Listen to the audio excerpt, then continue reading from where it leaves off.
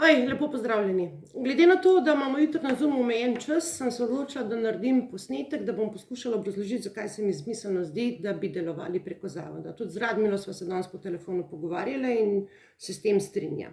Ta posnetek boste na vpogled dobili samo tisti, ki ste jutri vabljeni na Zoom. Zdaj, zakaj zavod? V preteklosti smo vsi delali razne stvari, smo se trudili, smo ozaveščali, smo delovali. Zdaj, nekateri veste, nekateri ne veste. Jaz sem vložila veliko kazenskih ovadb, 2 imam celo v Hagu. Te kazenske ovadbe so spisali izobraženi pravniki, ki imajo veliko pravnega znanja. Teh kazenskih ovadb nisem pisala jaz. So vložene, ampak stojijo v predalu. In zdaj, če samo pogledamo to, kakorkoli vzamemo, ljudje so rekli, to je od Anice, to je Anica naredila, to je Anica delala. In zaradi tega ni bilo pravega efekta mogoče. Pa ne glede na to, da so to dejansko pisali pravniki. Imeli smo veliko projektov, ki smo jih delali posamezniki in ni bilo pravega efekta, ni bilo prave povezanosti. Zdaj si pa predstavljate, da bi za temi kazenskimi ovadbami stal en močen zavod, ki ima par 100.000 ljudi, kakšen pritisk bi to lahko bil na inštitucije, pa po moje, da bi danes že marsikdo zaradi tega, ker so delali klavir sviral. Ampak če pa to naredi pač ena Anica, ki se jo noben ne boji, zakaj, ker jo že tako itak trgajo z vseh strani, pač ni efekta. In tlej poanta. In zdaj, če gremo mi delovati preko zavoda, je zavod samo organizacijska oblika, kako se bomo povezali, uskladili, dogovorili, kako se neki projekti peljejo. Zdaj, Varna kri je samo eden od projektov. Je pa trenutno zelo pomemben, mogoče celo en najpomembnejših, preko katerega lahko zberemo dejansko ogromno ljudi, ki bi zadevo podprli. Ker če čisto vzamemo, približno polovica ljudi ni cepljenih in vse te ljudi zanima, kaj bi se dejansko zgodilo, če pride do nesreče in bojo rabili transfuzijo, pa tudi pri drugih operacijah se rabi transfuzija. In ljudje že razmišljajo, da tisti, ki imajo cepljeno kri, da ni to. Na kratko, da povem. Potem je ogromno cepljenih ljudi, ki se zavedajo, da je to velik problem. Ampak še enkrat, Varna kri je samo eden od projektov. In ožja skupina, ki dela na tem projektu, rab support, rab podporo, rab, da jih spravimo med ljudi, da bodo lahko opravili svoje delo. Zdaj pa, če se gremo mi organizirati preko zavoda, v katerem bo več ustanoviteljev, in mene ne zanima, kako bi bila v ožji projektni skupini za Varno kri, ker se na te stvari ne spoznam. Me pa zanima, kako bom pomagala, da bo ta projekt izveden. In to, kar dela Radmila, jaz Radmilo cenim, spoštujem in vem, da ogromno časa in energije vložil svoj del, ampak jaz se v te stvari ne bom poglabljala, ker to ni moj del. Vsak mora vedeti, kaj zna, pri čem je dober. Zdaj, tisti, ki ste spremljali stran Maske dol, veste, da je bila udarna, da je dosegla ogromno ljudi in na tem področju jaz pa Miha lahko pomagava. Jaz sem v preteklosti imela firmo s 25 zaposlenimi in vem, kako se stvari delajo, vem, kako je stvari treba zreklamirati, da grejo med ljudi.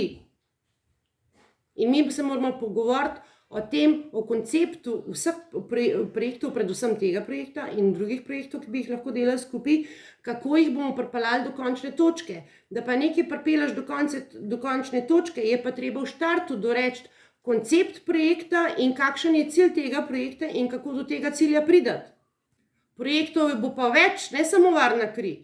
En od teh projektov je tudi, kako dati analiza krvi na težke kovine, pa zemlje pa vode, o katerem smo se tudi pogovarjali. Tudi za ta projekt sva v bistvu midva dala idejo že lani oktobra. Takrat sva se pogovorila z Dragotom, pa z Matejo Koržinovo, pa Maji sem to predlagala in potem je prišlo do tega, da bi se to naredili. In jaz sem tudi tam rekla, jaz tam ne bom v ožji strokovni ekipi, ker se na te stvari ne razumem, ampak jaz lahko pomagam te stvari spraviti med ljudi. Pomagam lahko dobiti prostovoljce, da bojo dali kri na analizo in kako bomo potem razširili. Ker pri projektu, v vseh projektih, ki se jih bomo lotevali, sploh pri varni krvi, je, kako bomo uspeli vplivati na inštitucije in na državo in na politiko, da nam bojo omogočili te stvari.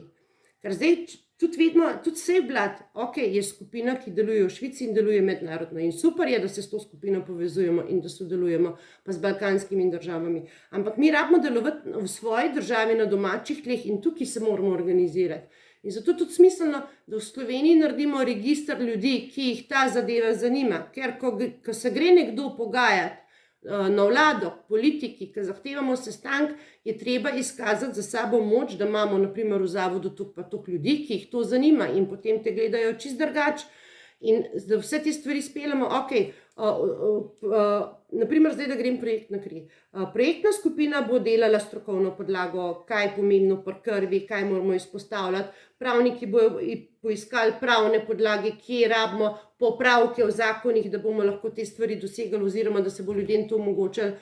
Potem smo pa zraven tisti ljudje, ki bomo spravili to med ljudi, ki bomo širili to idejo in jo zreklamirali, ki je pa v končni fazi izredno pomembno. Ker vi v osnovni projektni skupini vi lahko še tako dobro pripravite dokumentacijo pa papirje, ampak če to ne znamo spraviti med ljudi, potem je to prazno delo. In na društvu UZZ in v drugih projektih ste nekateri dejansko naredili gromozansko delo na podlagi pisanj, člankov, študij, vsega živega, ampak v končni fazi ni bilo efekta. Zakaj? Ker nismo stvari znali spraviti med ljudi. In zdaj jaz mislim, da po 3 letih vse te situacije smo pa že toliko sposobni, da vsak stopi majčkeno čez svoj ego in da poskušamo nekaj narediti skupaj zorganizirano v celotno, tako da v končni fazi lahko tudi dosegamo neke cilje. In zato je pomembno, da se povežemo v neko organizacijo, ki bo imela pravno legitimiteto, ker s tem bomo čisto drugače nastopili in v javnosti, in pred inštitucijami, in v dogovarjanju z mednarodnimi organizacijami in z drugimi državami. Zakaj? Zato, ker bo to neka entiteta, da temu tako rečem. In zdaj, pri zavodu je pa bistvo, da je čim več ustanoviteljev in vsa fora je samo v tem, kako se ustanovitelji dogovorijo o delovanju zavoda. Prva stvar je tukaj, da se ve, kdo kaj dela. Zdaj, če boste mene zavrnili kot ustanoviteljico, pač ne bom ustanoviteljica, čeprav bi rada bila, ker mi je to izredno pomembna zadeva. Da bi bila pač ena od potencialno 50 ustanoviteljev. Ampak se pravim, če je problem, da bi bila jaz, če bi vse motila, pač ne bom, mi ni to problem. Ne gre se za to, ker nekaj morate razumeti.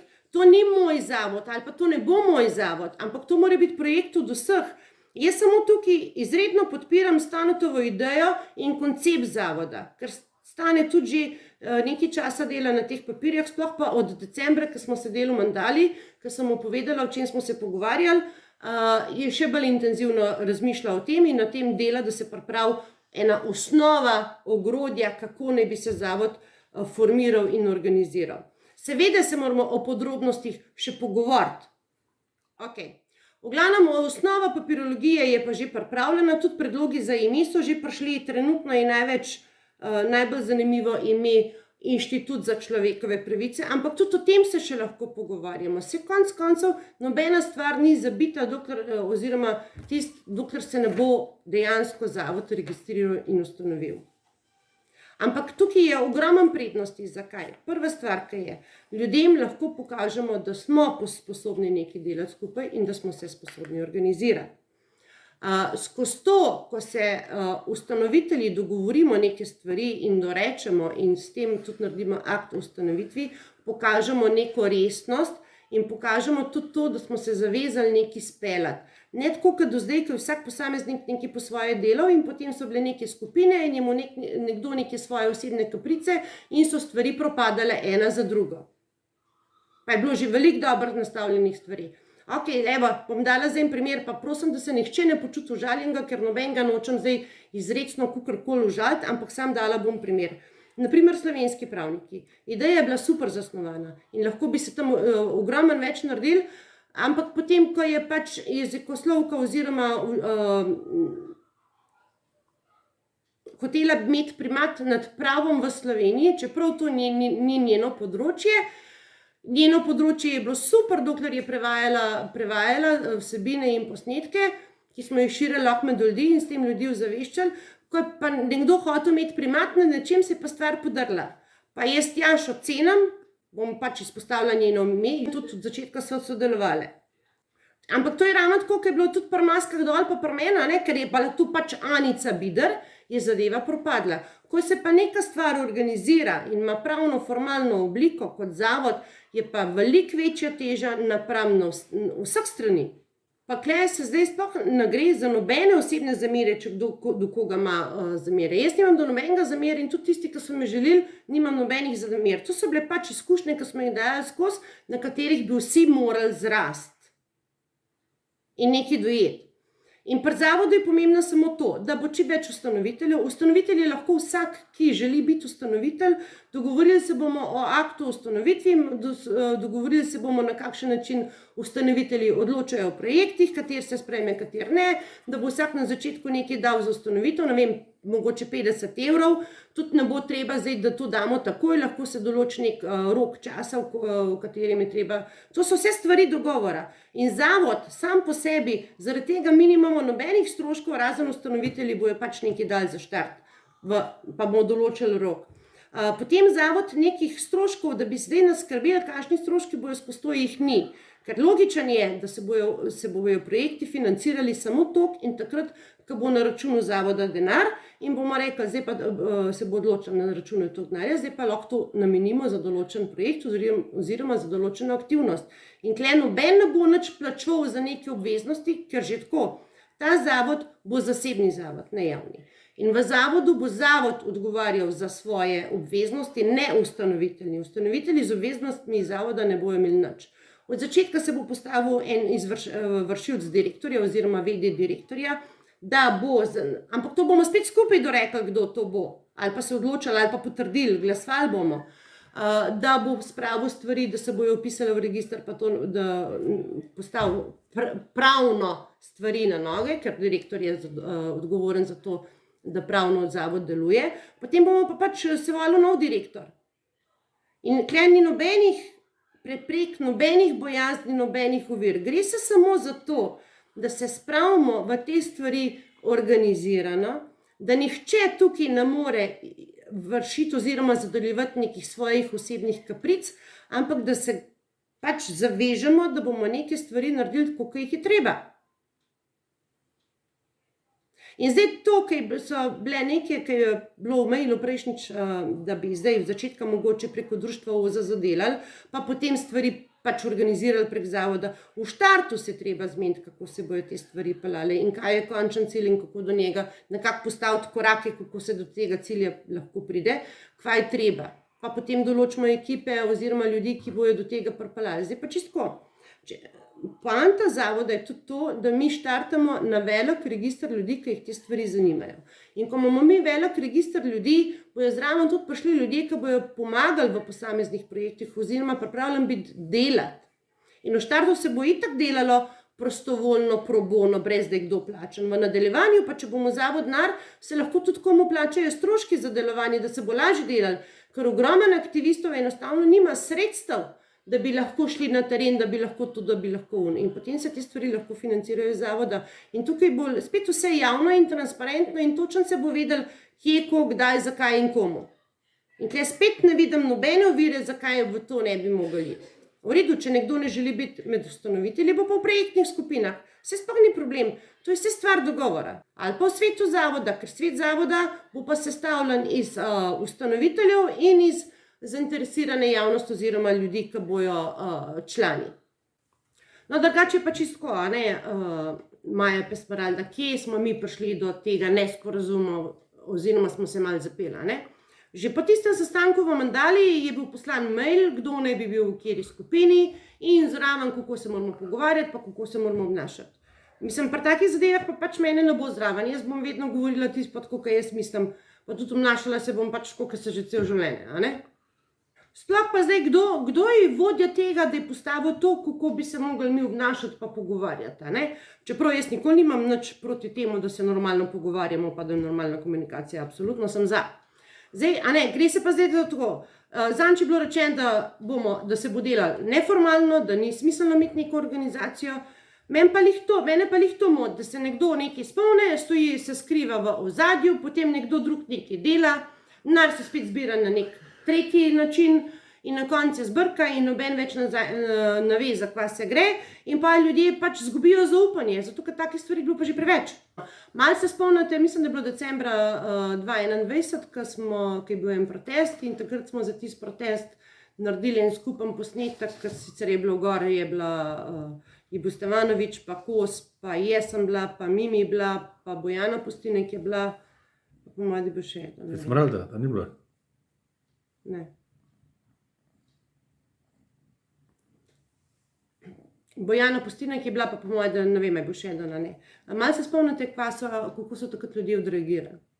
In mi moramo to narediti. Ljudem smo dvignili motivacijo in mi moramo ljudem dvigniti motivacijo in bistvo je, da smo zorganizirani in da smo neka v bistvu pravno-formalna oblika, zato ker lahko samo na ta način nekaj dosežemo in nastopamo navzven. In nobeden ne bo mogel nič očitati, zato ker bo vse transparentno, javno, tako kot mora biti. Vse posamezne aktivnosti znotraj projekta ni treba, da takoj damo na plano, na belo, dokler se pripravljajo pravne podlage pa take stvari. Ampak delovanje in osnova bo pa transparentna in ljudem se bo povedalo točno, kaj se dela pa kako.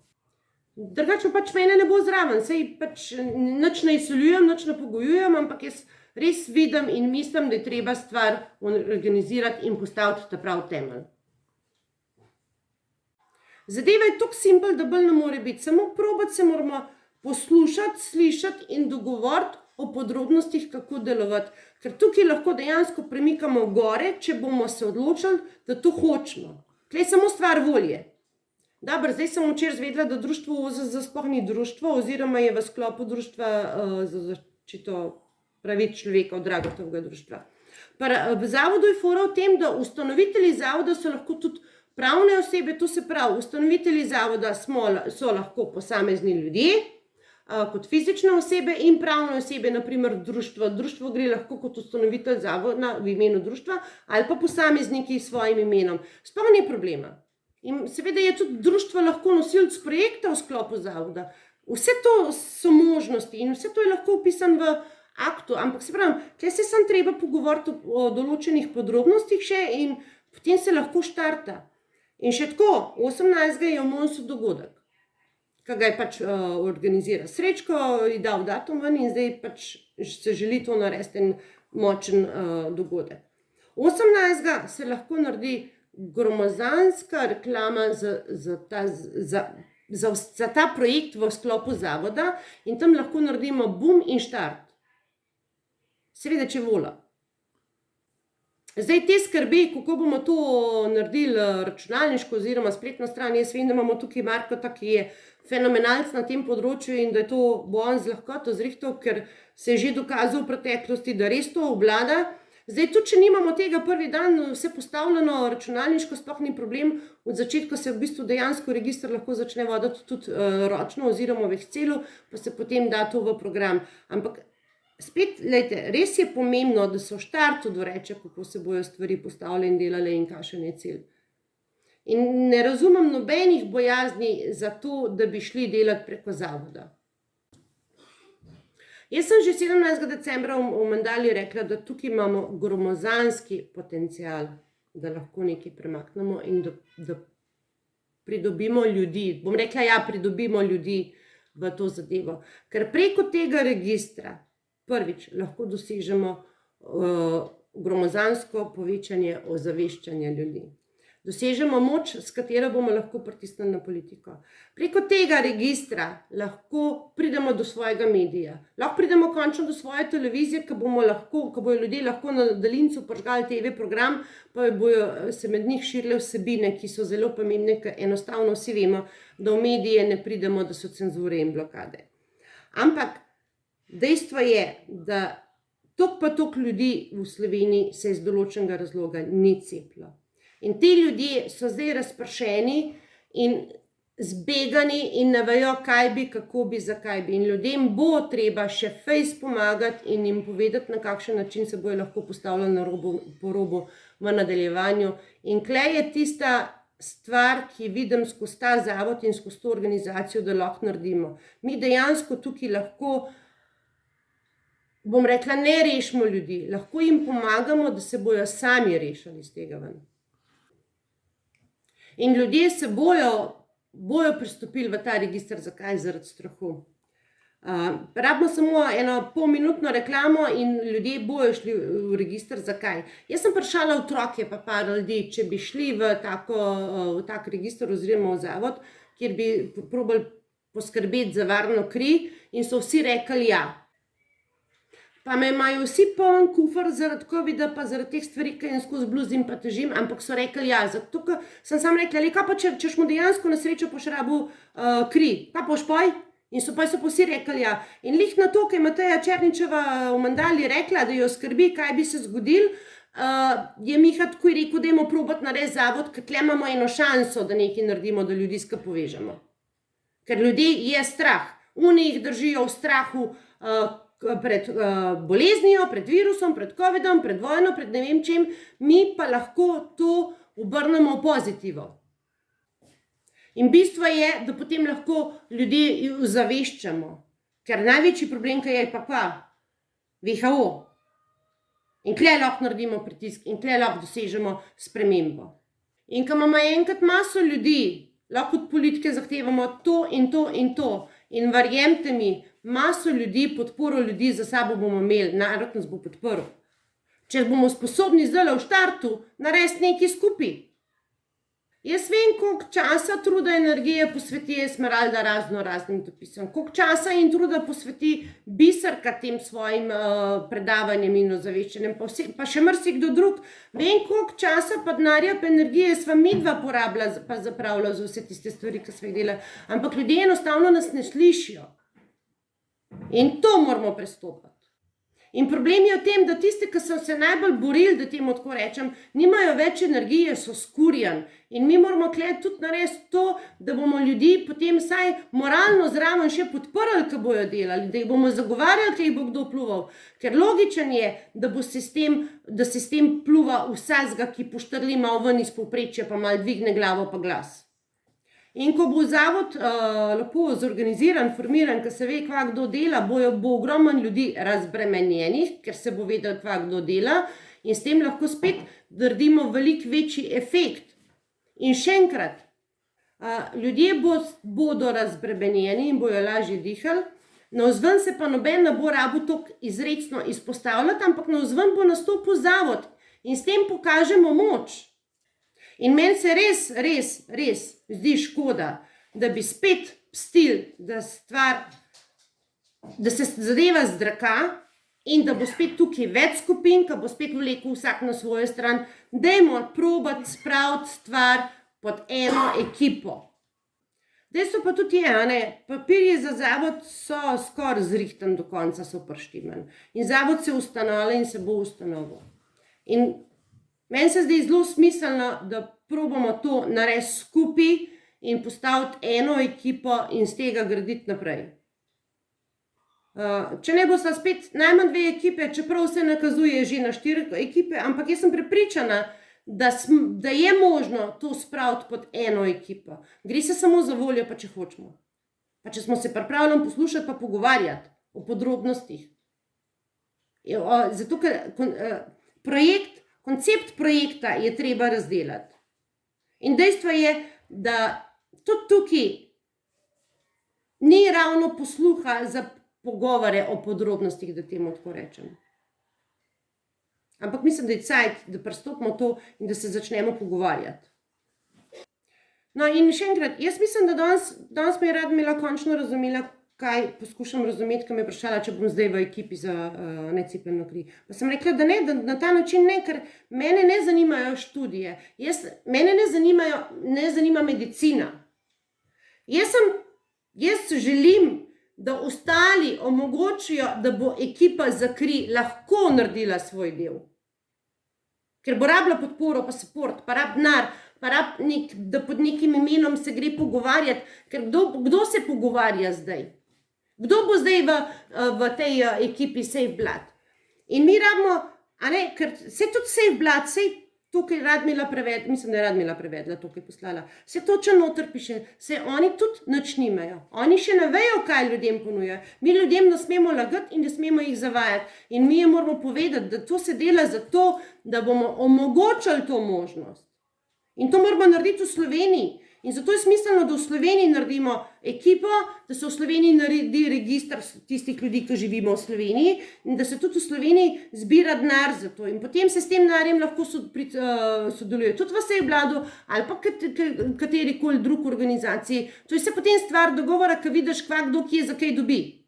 In logičen je, da na slovensko oblast bo pritiskal slovenski zavod in se bo določil ljudi, ki se bojo pogajali oziroma se šli tja pogovarjati in je spet to pač tisti, ki se je čutil sposobenega ali pa ki ima podlago, da tja šel. In se bomo pač se nekoga dogovorili, da je primeren, da gre tja na pogovore s temo ali pa pač zdravniki tam bojo to, mislim, toliko simpel je. Toliko bi lahko skozi to premaknili. No, saj verjetno sem spet kaj pozabila povedati, bom jutro tudi, upam, da se bomo konkretno o teh podrobnostih pogovarjali. Ko bom pogledala posnetek, bom pa videla, če sem kaj pozabila, pa mi jutro izpostavila. Jaz upam, da sem povedala bistvo, da sem vas premaknila vsaj toliko, da boste začeli o tem razmišljati in da se bomo jutri lahko bolj podrobno o tem pogovarjali. Seveda bo jutri tudi Stane malo bolj predstavil to, kar se tiče členov pa tega, ker on je v teh stvarih doma, ker se s tem že cel življenje ukvarja, tudi preko društva invalidov pa tako naprej ima veliko izkušenj na teh področjih. Tako da mislim, da je tudi neprecenljiv vir znanja in pomoči. Jaz zdaj svojo vlogo tukaj vidim v tem, da bova z Mihom absolutno maksimalno pomagala, kar bova lahko. Miha na sestankih je najbolj fajn, da sedi v kotu, posluša in potem pač iz tega pridobiva ideje, ker Miha je za ideje dober. Moj del je pa to, da bom zadevo širila med ljudi in pomagala pridobiti čim več ljudi za vpis v register in zato, da se informacija širi med ljudi, da se ljudi ozavešča. Jaz pač mislim, da je to moje področje. In tudi, ko se dela nek projekt, da se usedemo, da se pogovorimo o podrobnostih, o konceptu, o bistvu projekta, o bistvu ideje, da jaz to razumem in da potem znam to širiti med ljudi. Nobene druge vloge ne želim tukaj imeti in nobenemu ne mislim česar prevzema, če se kdo to boji. In še nekaj, a ne? Ogromen je vedno poudarka, da si moramo med sabo zaupati, pa da si ne zaupamo, pa ne vem kaj, pa kdo je agent, pa to je pa on ta tret. Zdaj, malo imam občutka, na koga kakšne stvari letijo, ampak to sploh ni problem. Raven tukaj v prednosti v zavodu. Če je v zavodu veliko ustanoviteljev, ne vem, 30 do 50 recimo tako, potem ni pomembno, a Maja meni zaupa, a jaz Maji zaupam, zdaj sem spet dala sam za primer. Ampak lele bojo ustanovitelji odločali, kater projekt se razdela in kater projekt se bo šlo. In nobenega ne more izigrati, v tem je prednost. Ker bojo stvari dorečene, postavljene in ker pač je to. Tako da res zdaj zaključujem, upam, da se bomo konkretno jutri pogovarjali o podrobnostih. Lep pozdrav.